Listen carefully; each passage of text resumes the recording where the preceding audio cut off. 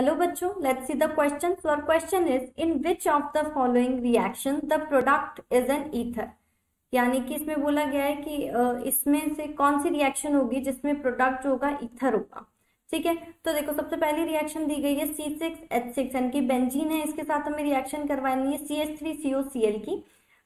साथ में यूज करना है एनहाइड्रस AlCl3। ठीक है, तो देखो जब भी एनहाइड्रस AlCl3 हम यूज करते हैं तो वहां पर जो रिएक्शन होती है वहां पर जो हम वहां पर जो रिएक्शन फॉर्म होती है वो होती है हमारी फ्रीडल क्राफ्ट असाइलेशन।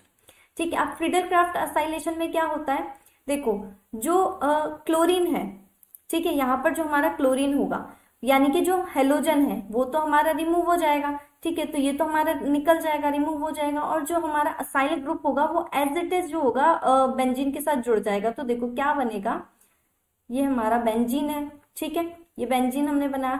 अब जो यहाँ पर असाइल ग्रुप होगा हमारा वो ऐसा का ऐसा यहाँ पर जुड़ जाएगा। तो देखो अगर हमने यहाँ पर जोड़ते हैं इसको हम carbon double bond O bond CH3, ये होता है। तो इस तरह से आ जाता है। तो क्या ये हमारा ईथर है? तो हमारा ये तो ईथर नहीं है। देखो ईथर में क्या होता है, अगर हम ईथर की बात करें तो देखो ऑक्सीजन इधर R यानी कि बीच में ऑक्सीजन आना चाहिए, उसके दोनों साइड जो है हमारा जो एल्काइल ग्रुप है या फिर एल्काइल चेन है वो आनी चाहिए। ठीक है, तो ये हमारा इस तरह से अगर फॉर्म होता है तो ये हमारा कहलाता है ईथर। ठीक है, तो यहाँ तो ऐसा कुछ नहीं है, तो हमारा ईथर नहीं है। सेकेंड बोला गया हमें C2H5Cl जो है उसकी जब हमें रिएक्शन करवानी है एक्वस KOH के साथ में, तो यहाँ पर क्या बनेगा, तो देखो यहाँ पर हमारा बनता है C2H5OH। ठीक है, तो ये भी हमारा ईथर नहीं होगा। ठीक है, थर्ड जो बोला गया, देखो अगेन यहाँ पर एनहाइड्रस AlCl3 यूज आ रहा है, तो यानी कि यहाँ पर फ्रीडल क्राफ्ट असाइलेशन होगा।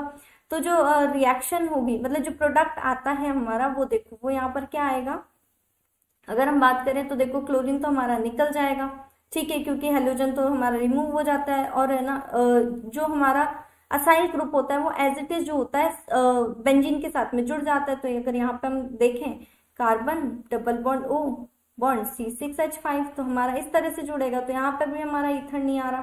ठीक है, तो ये भी नहीं होगा, तो यानी कि A, B और C तो हमारा ऑप्शन नहीं होगा। अगर हम D की बात करें तो यहाँ पर देखते हैं C2H5Cl है, इसकी रिएक्शन हमें करवानी है C2H5O Na के साथ में। ठीक है, तो देखो C2H5 जो होगा यहाँ पर पॉजिटिव की तरह बिहेव करेगा, क्लोरीन हमारा नेगेटिव होता ही है तो ये हमारा नेगेटिव की तरह बिहेव करेगा। एंड C2H5O जो है यहाँ पर ये न्यूक्लियोफिलिक नेचर शो करता है, तो यहाँ पर हमारा नेगेटिव की तरह बिहेव करेगा, और जो सोडियम है पॉजिटिव की तरह बिहेव करेगा। अब ये जो है C2H5O ये हमारे बैक से इस पे अटैक करेगा। ठीक है, तो यहाँ पर क्या होगा, ये तो इसके साथ कंबाइन हो जाएगा, क्लोरीन जो होगा यहाँ से निकल जाएगा और यहाँ पे Na के साथ में यानी कि सोडियम के साथ में कंबाइन हो जाएगा। तो और यहाँ पर क्या होगा, जब ये निकलेगा, जब ये इस पे अटैक करेगा तो यहाँ पे हमारा कैटायन आ जाएगा। ठीक है, तो देखो यहाँ पर जो प्रोडक्ट बनता है वो क्या बनेगा, C2H5O C2H5 और साथ में NaCl। ठीक है, ये बन रहा है। अब देखो क्या ये हमारा रिजेंबल करता है जो मैंने आपको ईथर बताया था उससे। तो देखो एक बीच में O आता है एंड दो यहाँ पर क्या आ रहे हैं, यहाँ पर ये एल्काइल ग्रुप आ रहे हैं, ये देखो एल्काइल ग्रुप आ रहे हैं यहाँ पे, तो ये हमारा ईथर होगा। ठीक है, तो हमें यही पूछा गया था क्वेश्चन में कि इनमें से कौन से रिएक्शन होगी जिसमें हमारा जो प्रोडक्ट होगा वो ईथर बनेगा। तो ऑप्शन नंबर D जो होगा हमारा करेक्ट आंसर होगा। तो our final answer is option number D। ठीक है, I hope you understand. Thank you and best of luck.